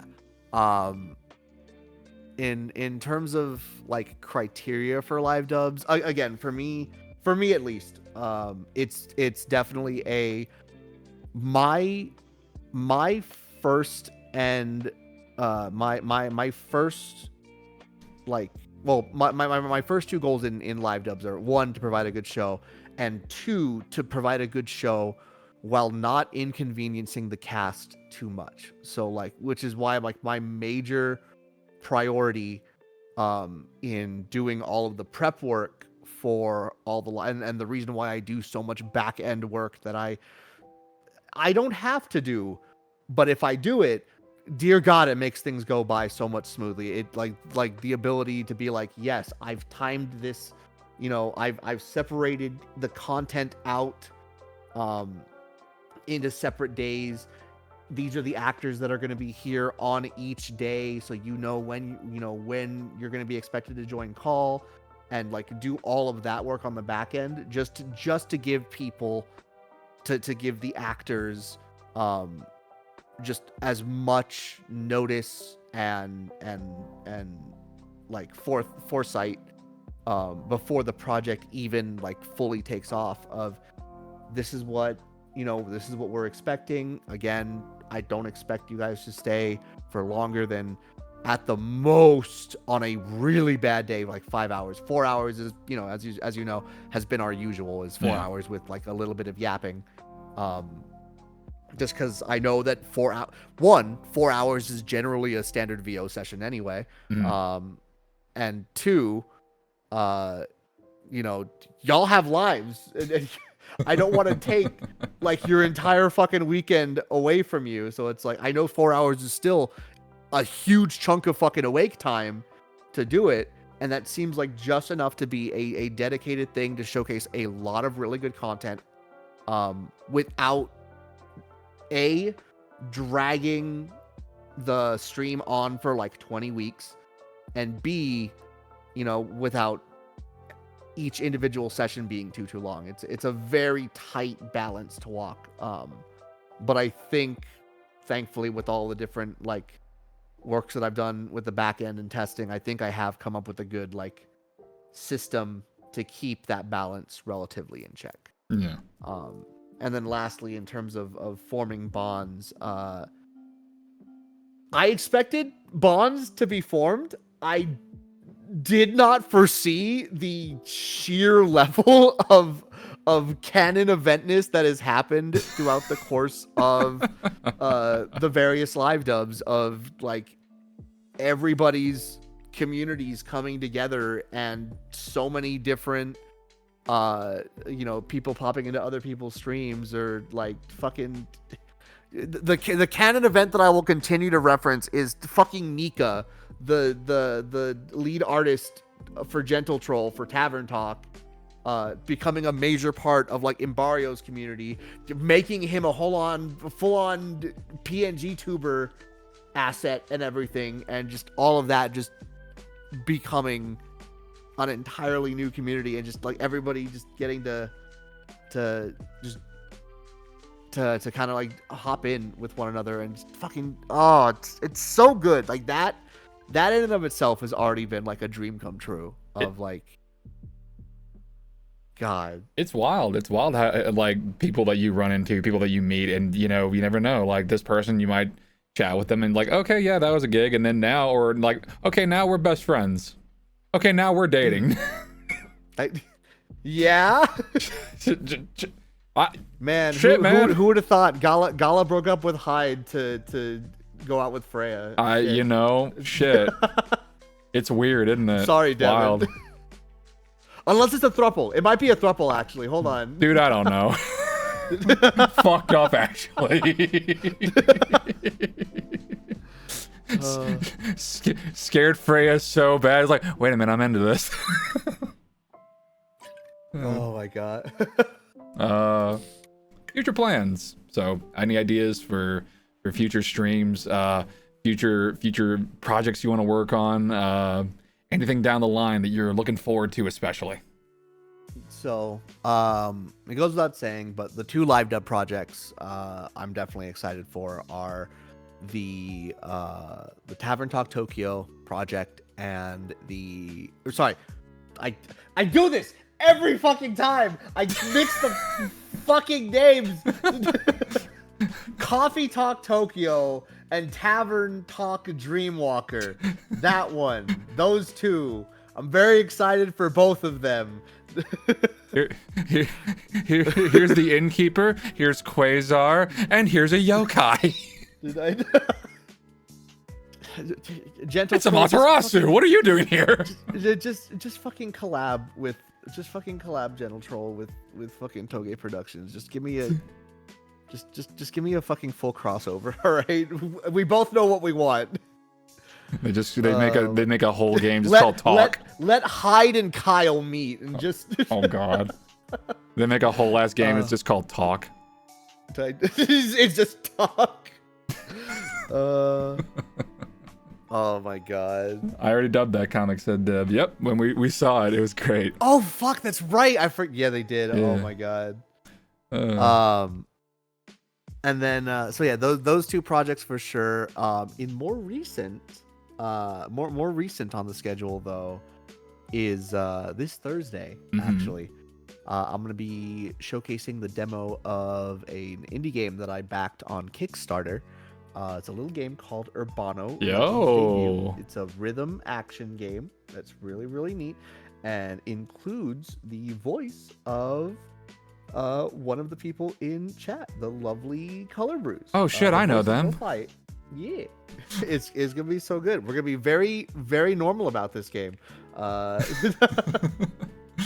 I've been so excited and just like, man, I love indie games so much. Like, don't get me wrong, I love, like, the big, like, Monster Hunter and and like there's a lot of big games that I'm still really into, but man, when you find an indie game that just like speaks to your soul, and you can just lock in on it and you just want to shout from the rooftops of like, I don't care if this stream does numbers, I want to fucking just I want to shout this game from the rooftops and be like, no, we're playing this game, fuck you. No, I 100% get that. No, we're all very, very super, super hyped for Color. It's gonna be a trip. Cannot wait for the full game. It's gonna be awesome. It's gonna be so fucking cool. I'm so fucking proud of you, Color. Okay, now I tell a lie.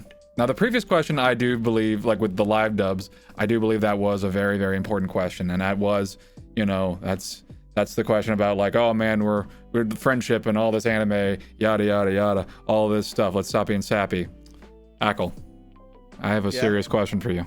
All right. I'm very scared now. This is a very serious question. I know you can handle this because the way that you handle, you conduct yourself, the way that you lock in, the amount of time and effort you put into projects and work. And I know you're not going to just you're not just going to immediately jump on something. You're going to think this one out. You're going to properly analyze it from every single corner.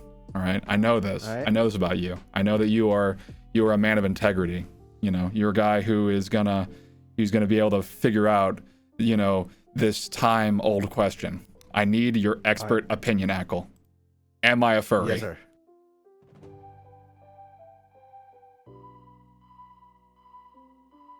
Color. You want to get the animation or should I?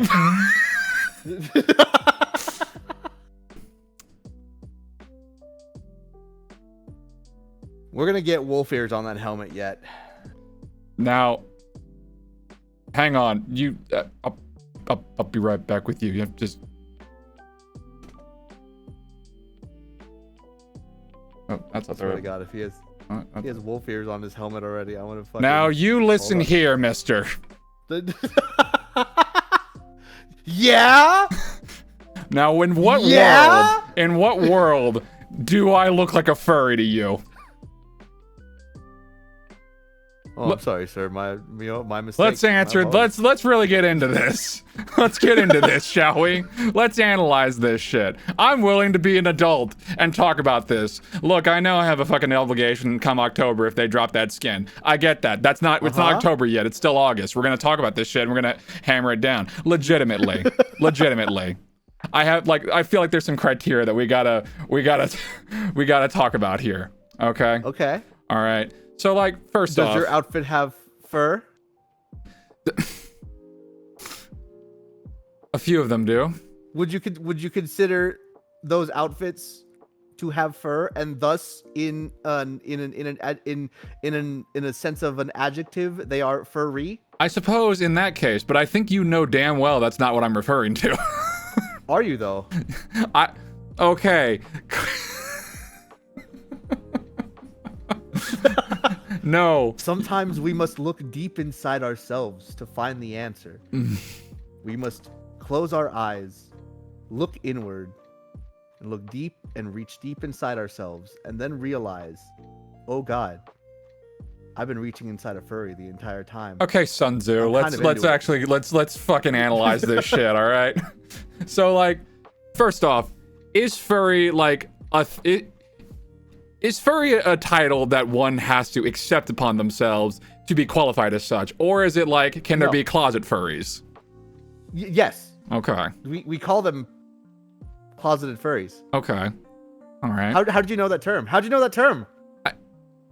How do I know about the term closet? How are you so aware of the term closeted furry? I did not say the term closeted furries. The term closet does not apply to furries. You guys didn't pick that shit. That's not your thing. That's been around for other stuff.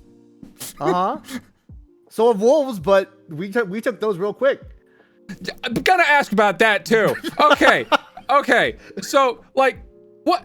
If I said, like, I think giraffes are cool, would that have gotten me a furry? I don't think so, unless I kept talking about giraffes being cool. No, because giraffes don't have fur. It's an animal. If it's a fucking Sonic character, and like I said, like, oh, I like armadillos, or oh shit, I like echidnas, or oh shit, I like bats, or something like that. Does that make me a furry? They're a Sonic character.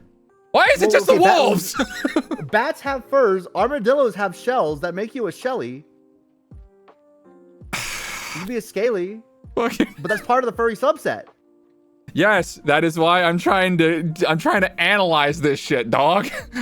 Why are wolves like the main go-to? You know, dogs are just domesticated wolves. Yes, I'm aware of that. I like dogs. I like dogs a lot. Yeah, you like dogs? You like wolves? They're cool. Yeah. Yes, furry? I do think they're cool. I think dogs are cool. I think wolves are cool. You know, does that automatically? My mistake. I didn't realize giraffes do have fur. I'm stupid. Do I'm sorry. There's a distinct lack of giraffe population here in Vegas. It's like, okay, I'm gonna give you a list of characters. All right, I'll be honest. Yes, I think wolves are cool. I think wolf motifs are cool. I don't know if that necessarily makes me a furry. Let's go down the line of some characters that have wolf stuff related to them that I like, and we can see where it goes from to furry to zero to furry. All right. So like, Yuri Lowell, main character, Tales of Vesperia. Yeah. His last name means little wolf in German. All right, and he has a few moves, like his arts. Like he has a few arts that are based on wolves, like Ghost Wolf, Lone Wolf Charge, Savage Wolf Fury. He himself is not a wolf. He has a blue dog that is wolf-esque that has a pipe. Man himself is not a wolf. Okay, Hugo from Bloody Roar is a zoanthrope. Will transform into a wolf. Hold on. Yeah. We're still on Yuri. Okay. Right? Yeah. He's not a furry. No, he's not. He's kinning, and there's a difference. Please explain. Because in all forms except for physical, he's a wolf. Okay. Yeah. But it turns out kinning is just another subset of the furry fandom. So you know what? It's all a circle. Okay. We got Hugo, who's a zoanthrope. He's a regular kickboxer guy, but he can transform into a wolf person, into like a werewolf. That's a furry. Okay. That's a furry. Okay. That's a furry. Okay. Man has the suit inside of him. Wolf O'Donnell from Star Fox is just a wolf. Is just an anthropomorphic wolf. That's just a furry. Yeah, that I get. Also would. But anyway, I know that wasn't the question. I just needed it out there. No. Okay, Terry Bogard. Same kind of thing with Yuri. His nickname is the Hungry Wolf of Southtown. He has a move called Buster Wolf. Other than that, like, there's no real fur on that man. He's just a crazy Florida guy. He's a crazy homeless Florida man who just goes and fights stuff. That's his thing. Have you seen the hair on his chest? That no. man is. Does he have hair on his chest? Yes, that man is a wolf-loving bear. Terry Bogard, shirtless. I'm so... Hold on. You know what? No, I'll also Terry Bogard. Is there an official shirtless art for Terry No, Bogard? well, there's a hell of a lot of people who are very excited about this character. Damn. Okay, you know what? I'll give you Terry Bogard. Wolves are cool for him. Yes, wolves are But cool. I bet if we could talk him into it, he'd be a furry. Trying to think here. Okay. I'm trying to I feel like I should have had more off the cuff here. Shit, on the top of... Okay, but it's like... So I guess, like, look. There's Cosmic Kiryu, right? The dragon of Dojima. Dojima. Yeah. Right? Would you call him a scaly? Saejima Taiga, literal the tiger of Osaka. They have giant tattoos that embody their fighting spirit on their backs. Yes, that is true. Yeah. They have persona art on their back. Yeah. Okay. Yeah. I'm glad you understood exactly where I was going. To be fair, I guess whenever Kiryu and Kasuga fight, he's like, I'm the dragon guarding the treasure. So he just does say he's a dragon, so I guess that... He's like a dragon. No, I get that. Infinite wealth. I can't believe we truly were the like a dragon man who erased his name. We truly were the like a dragon pirate yakuza in Hawaii. Pirate yakuza in Hawaii. Oh, we truly were the dead souls. Look, all I'm saying is I want there to be canonical. I want there to be a canonical side story where Kiryu like actually like talks to a furry, to somebody like in a fursuit, and is like, I wonder what my persona would be, and it's like a fucking like rabbit or something. Was that a sub story? I don't remember it being one. I know it's not, but God, I wish there was. What is my fucking chat doing right now? What did you guys make a whole new Twitch channel called Wolves Are Cool? What are you doing? What do you mean? That one's always existed. Wolves Are Cool? Hold on, let me see. They've been streaming since... Yeah? Hold on. For some reason, I thought Color just changed the URL on my entire stream.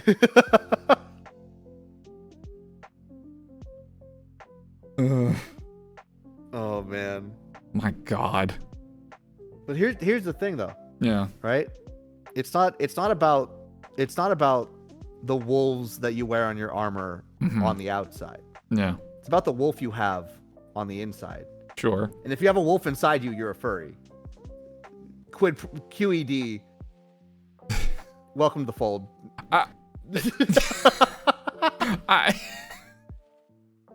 Quote era demonstrandum. We'll get you a proper suit. Better be Cassius Shi Long Lang for this bullshit. I swear to God. This is horseshit. No, it's wolf actually. Okay. But, I mean, if you want to be, if you want to be a horse, absolutely. No. I know that's trendy right now, but I'm good. I know that's trendy. We could draw Crash as an Uma Musume girl. As Blake always says, there are two wolves inside of me. This fur convention is going great. I have a fox inside of me. What does that make me? That also makes you a furry. Welcome to the fold. Much appreciated.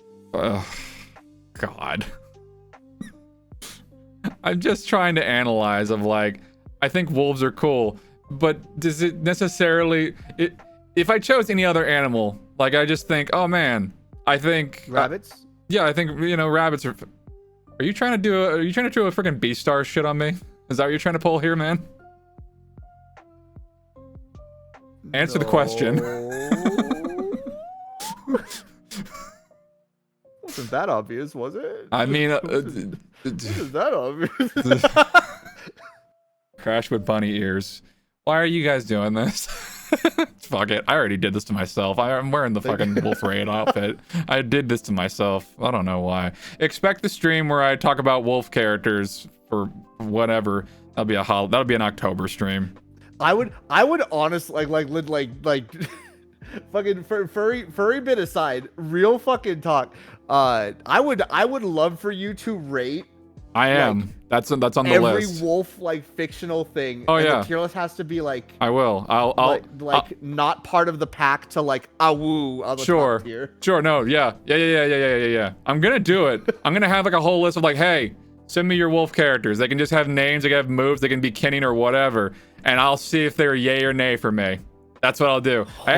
I was trying to do Smash or Pass Away a couple of years ago. That didn't go anywhere. But so we're gonna do this one because it's the bit. The bit is here now. Christ on a bike. I'm so fucking ready for this. Tell us all about you. The parts that we didn't get around to that didn't have a dedicated question, Ackle. That's a good question. I don't. What haven't we talked about? You know, feel like the furry bit kind of distracted a bit from the overall interview. You know what? Hello there, everybody. If you do not know me yet, I am AKLTrifecta, casual VTuber, VTubing casually, drummer, game developer, voice actor, and also fellow furry. Right, Crash? You agree? Just do your spiel. No, I just want an answer. Yes or no? Look, when they drop Werewolf Captain America, then yes, I'll say it officially on stream. Right, until that day happens. You know what? Clip it again. Make sure it's recorded. Do not let this man run away from his promises. Don't run from shit. Well, of course you can't. The wolves inside you are too fast. God damn it.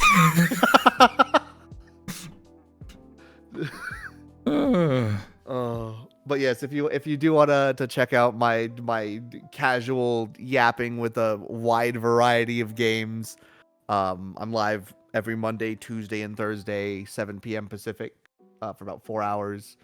You can catch me here on twitch.tv/AKLTrifecta. Yeah. I suppose the next thing is, do you have any... Fucking thing is way too big. Do you have any questions for me? This is a really big form. Are you a furry? I asked you that. Yeah? No, it's rude to answer. I'm turning it back around on you. It's rude to answer a question with another question. I didn't answer a question with another question.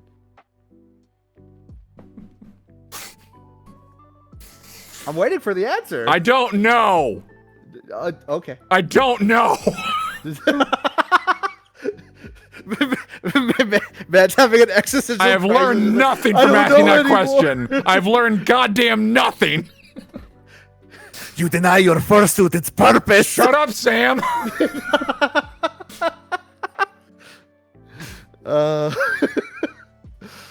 Take your Portuguese ass out of here. I fucking love. Oh my god. Bro, my cheeks hurt.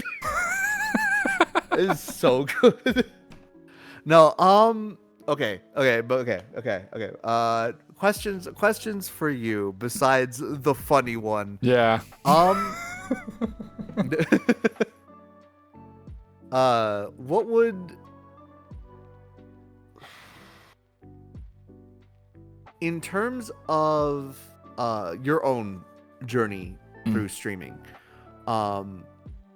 if there was a point where like was there ever a point where you like not to say that you made it, but like you looked at, like, maybe you had a certain stream day happen and you hit you hit stop streaming and you like kind of leaned back and you just realized, this is what I want to do. Like this is something that I could see myself doing a lot more actively. Like, did you have a moment where streaming seemed to click for you in terms of wanting to be a hobby that you really actively pursue? I think because like when I first started doing this stuff, it was with stuff that was very like recent. So I think I did Biomutant. Like that was one of my first streams alongside like Tails, not Tails, Ease Monstrum. I did those because like I was like, oh, I can try doing streaming. I got a PNG tuber. It's pretty neat because like my friends at the time were doing this stuff. So yeah, I'll try getting into this. As far as like when it finally clicked of like, this is a thing I want to do like consistently, shit, I think it's actually like when I started getting people to, you know, jump in either in chat or in the call, like for Discord, and we would just really just be shooting the shit, because really it just seemed like it was more of just more time I could spend with my friends. I know that sounds really cheesy, but then also it's like, oh hey, you know, I love seeing people get excited about like the games I'm playing, or get excited about the new form I have, or you know, it just, I don't know, I guess positivity fed into positivity, and I just I thought the whole VTubing angle was like, man, this is a really cool thing. I'm not really much of a face cam boy. I don't really like showing off my actual face too often. You know, and this is like a cool way where I can actually be a superhero, well, or a tokusatsu hero. That's a pretty cool way to like go about this.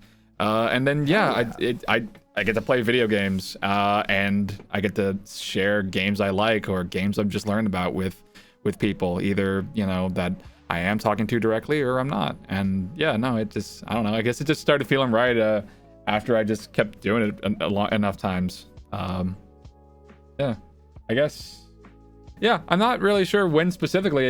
I think maybe it was it just kind of amalgamated into like the community, the community coming in, and just you having more of those connections. Yeah, no, it definitely like started like I don't know, it definitely got, you know, pick up more on speed as soon as like I got to have more of a community, and I got to have more people like showing up to, you know, see what I did. You know, that was very, you know, it definitely fed into it, and it definitely made me more excited about that. You know, it was, again, I'm gonna embarrass my girlfriend, because Lord knows she's been trying to do that for me. Whenever I was streaming Okage Shadow King, because I was playing that game and I thought, oh, this is really fun. Sumi popped in, and you know, I would notice like in some of my earlier streams, Sumi would pop in and be like, you know, be watching the stream, or she'd say like, oh man, you know, or she'd just be making comments or whatever, you know, just kind of being there, being present. And it just seeing her constantly in there, you know, encouraging me, or just, you know, making small talk, it made me excited to do more streaming. And then, you know, that led into that, you know, other things later down the line. But yeah, no, the fact that somebody was excited to actually see my stuff, that also helped. Heck yeah. Good stuff. Actually, you know what? That does bring a bit of a small curiosity to my own sake. Will we get a Crash Star face reveal? You mean like what do you mean, like the, hang on, give me a minute, let me fucking where is it? Give me a minute. Where the Nikes is it? Okay, hang on a minute.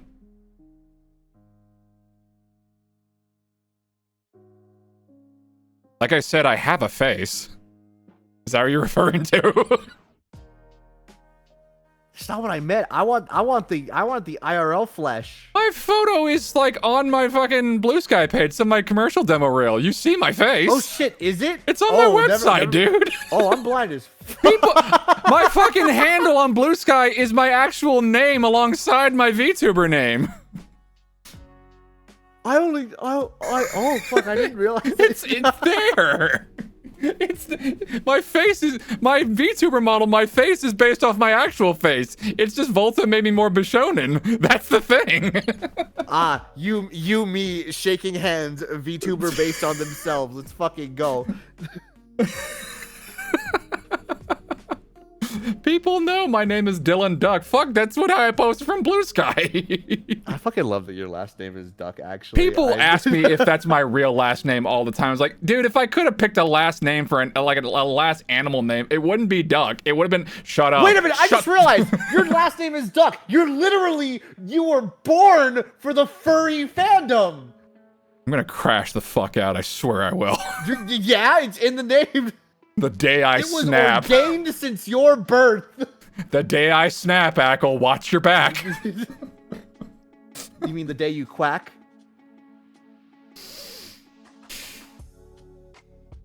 Yeah?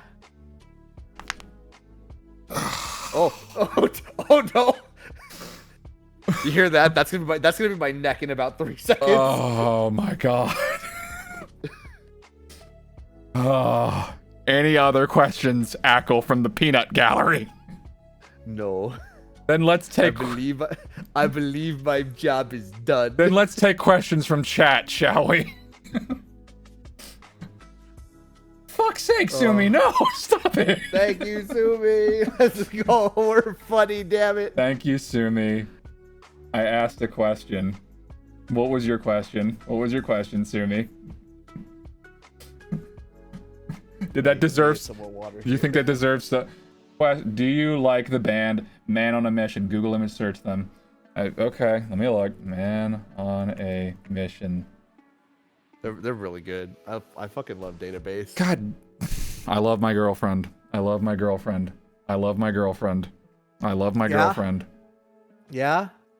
Hold on, let me Google image search. Hold on. I haven't listened to them before. Man on a Mission. Have you watched Log Horizon? I have not. They do the opening for Log Horizon. It's really good. Also, holy shit, I didn't realize. Oh my fucking god. Oh, I love Man on a Mission even fucking more now. Oh my god, that's peak. I'll give them a listen sometime. Lead to hold on. Who do you like Lupin? Do I like Lupin? Like Lupin the Third? Yeah, like Lupin the Third. I haven't watched that much, but I don't. The bits I've seen, you know, I'd be interested in watching it. Yeah, so Lupin, you know, named kind of after like lupine, as in like, you know. Okay. Yeah. You're stretching. Do you like the band Crash? I don't know. I have to listen to them first, Sumi. Who would be the ideal fighting team in a fighting game with your friends? Do you mean like to play, or do you mean if we were making like an actual fighting game or whatever? What specifically do you mean by that, Ariam? The new database hoser to play. Oh, to play. To play with. I mean, I've played Strive a few times with Dev. That's been pretty fun. I'm sure whenever we get Tokon Souls, we're gonna play the hell out of that. I'm gonna play that with, you know, Tabby. I'm gonna play that with Dev, Ackle as well, if he's down for it. Yeah. God, I feel like the only fighting game that I'm like decent at right now is Granblue, but I will admit, just having that passion and knowing about Tokon, like I would love to just jump on in and like do a funny like team collab of Tokon and whatnot. And one of the dubs of Lupin the Third, Castle of Cagliostro, he's named Wolf. Of course he is. Why wouldn't he be? We're just it's gonna devolve into like we're gonna find anything like wolf related. Like we're gonna see like an ad on the in this like on the street with a wolf on it. We're just gonna take a picture, post it in your Discord, be like, is this Crash? Is this Crash chat? You fuckers can't wait for October, can you? No, it's only 2 months away. I know. 8 degrees of wolf. The fact that none of you guys have made a fur pile joke is honestly skill issue on your guys' part. I swear to God. Why would it be a fur pile? I don't know. We don't need a pile. You already have the fur coat. No, I don't. Yeah? Yeah? Yeah? Yeah? Yeah? Man, disrobing in front of me live. Okay, why you gotta be like that, dude? Why we gotta do this? Why we gotta just... You look so naked without the coat. You started the bit. I'm finishing it. I look so naked without the coat. I guess so. I can take it off too. It's the pauldrons I'm naked without. That's the real thing. That's the weird looking one. Christ. It's called a yes and. I don't want to have to yes and being called a furry repeatedly until I...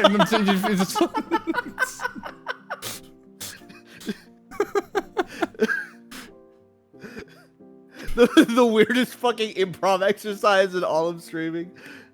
Yes and? How about no but?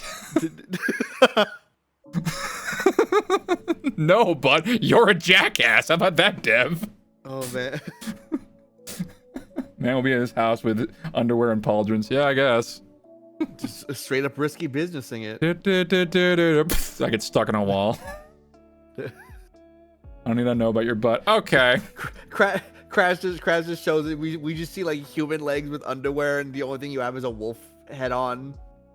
Don't make me like the fucking king of the north, man. Come on, let's not do that. Yeah. Crash really likes butts. Okay, Sumi. what are we doing here? Oh, Germany. If you and Ackle competed in Crane Game, and who would get the most plushies, and what kind of plushies would they be? Crane Games are inherently rigged. But they'd probably beat Uma Musume plushies, and this is the one time where I'm gonna sound a little arrogant. I think I would win. I'm fucking cracked at UFO catchers. I also think you would win. I did a whole stream of Yakuza where I was having a fucking issue with those things. I am stupidly fucking good when I lock in. I had to put my arm on the screen to kind of line shit up if I'm doing the Crane Game sub-stories in Yakuza. Color, I'm very scared with what you did. Instructions very clear. Oh, Discord now adjusted for not furry channels. What did you do? What did you do? Totally not a furry channel, guys. Try not to post anything wolf related in here, wink wink. God damn it. I have given you way too much power. Fuck it, it's fine. But it's funny power. At least be productive in there and have shit ready for October when I do that stream. Be productive. I'm not paying you guys the gold brick.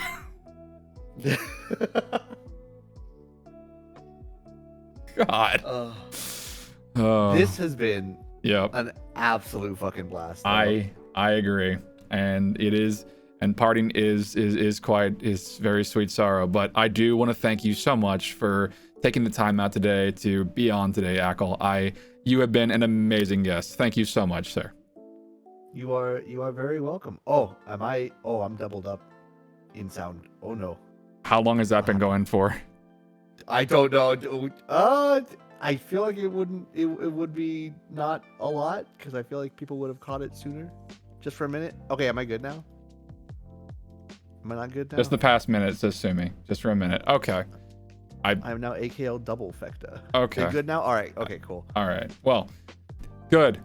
Glad I don't have to have a freaking conniption fit. Thank God for that. We made it work. But no, again, thank you so much for having me on. Of course. And letting me yap and just being an awesome homie. Again, absolute inspiration, an amazing fellow voice actor, and just really, really good friend. Just awesome person to be around, and thank you so much. Likewise to you, my friend. Again, mods, while you're busy, calling me a furry. While you're busy wolfing out. Give Ackle a shout out, please. Someone give Ackle a shout out again, please. Yes, I see. Someone has pinned the furry video. Very good, Color. You are doing your due diligence. Thank you so much. Someone give Ackle another shout out. Thank you so much, Dev. Ackle, they can catch you on twitch.tv AKLTrifecta. Is that correct? Yep, that is correct. Lovely. Mondays, Tuesdays, and Thursdays, all at 7 p.m. Pacific time. Lovely, lovely, lovely. Love to hear it. Go check out AKL. Super talented dude right here. Just an overall great guy. Good at what he does. Just a casual dude being casual and being a fucking unit. I swear, this guy is this guy is the GOAT. He's great. I'll be back a little later. I'll be back for more Constellation conversations down the line, so look forward to that. And I will be back a little later after I get some food in me with some Yakuza, with some more Yakuza 4 as we follow Akiyama the Dirtbag. Let's go ahead and... What do you mean the dirt... Okay, actually, yeah. Yeah, remember the opening scene where Akiyama was like not being so nice to Hana? Yeah, that's what I mean. Yeah. Yeah. He gets better, I swear. I know he does. I played those games. It's fine. Let's see. Who is currently streaming that we can go raid into? I think... Oh, Embario is currently streaming. Let's go raid their ass. They are doing some... He's doing the purse owners. Yes. Let us go check in on They have a character who's codenamed Fox, which means they're a furry. Man... You absolute amateur. There's a character in Strikers called Wolf. Ha! Checkmate, bitch! I like that character too. You knew about the wolf faster than I did. Obviously I did! Obviously! We're going right in Barrio. May your lives be as brilliant as an exploding star. Bye-bye, everybody. Oh.